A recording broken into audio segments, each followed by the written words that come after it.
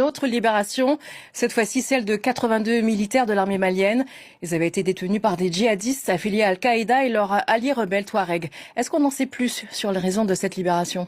Ici, France 24 annonce la libération des 82 otages maliens, détenus surtout par une coalition de terroristes. Retenez bien cette expression, par une coalition de terroristes. Le lendemain, voici ce que TV5 a présenté. Et avec nous, Atayag Mohamed, vice-chargé de relations extérieures du FLA, le Front de libération de l'Azawad. Bonsoir et bienvenue. Bonsoir, monsieur.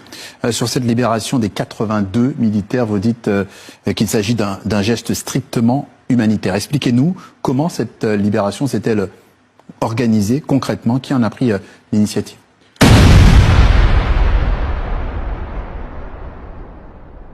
Alors, France 24 annonce que les otages étaient détenus par une coalition de terroristes et le lendemain, TV5 Monde reçoit un membre, un représentant de cette coalition de terroristes. Comment est-ce que un État de droit, un État démocratique peut recevoir sur la télé publique, la chaîne publique, un représentant, un membre d'une coalition terroriste?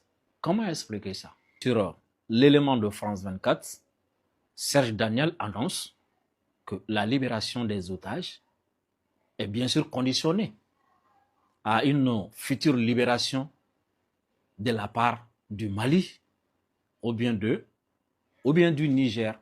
Alors, il y a eu des interventions, par exemple, officiellement, les rebelles ont écrit au président, d'après nos informations, au président Denis Sassou Nguesso du Congo pour demander sa médiation dans ce processus de libération. Mais il y a eu d'autres également. Il y a eu l'Algérie, le Niger et d'ailleurs, en contrepartie, les rebelles du Front de libération de l'Azawad devraient obtenir du Niger et du Mali la libération de certains de leurs combattants qui sont arrêtés.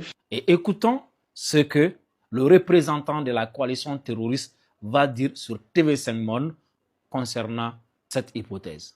Et avec nous, Atayag Mohamed, vice-chargé de relations extérieures du FLA, le Front de libération de l'Azawad. Bonsoir et bienvenue. Bonsoir, monsieur. Sur cette libération des 82 militaires, vous dites qu'il s'agit d'un geste strictement humanitaire. Expliquez-nous comment cette libération s'est-elle organisée concrètement? Qui en a pris l'initiative? Les armées maliennes ont été libérées par le Front de libération de l'Azawad hier de façon unilatérale.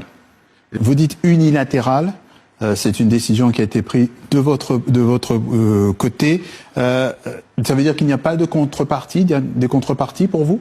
Pour l'instant, nous n'avons pas de discussion directe sur des contreparties. Nous l'avons décidé unilatéralement. Donc vous nous garantissez que ce soir qu'il n'y a aucune contrepartie pour le FLA suite à ces Pour nous, libérations? il n'y a pas de contrepartie en tant que telle. Alors vous venez de suivre Serge Daniel qui disait que il était prévu, ou bien qu'il est prévu, que le Mali aussi et le Niger libèrent aussi des terroristes. Et le représentant des terroristes dit, non, Serge Daniel a menti. Il n'a pas dit la vérité.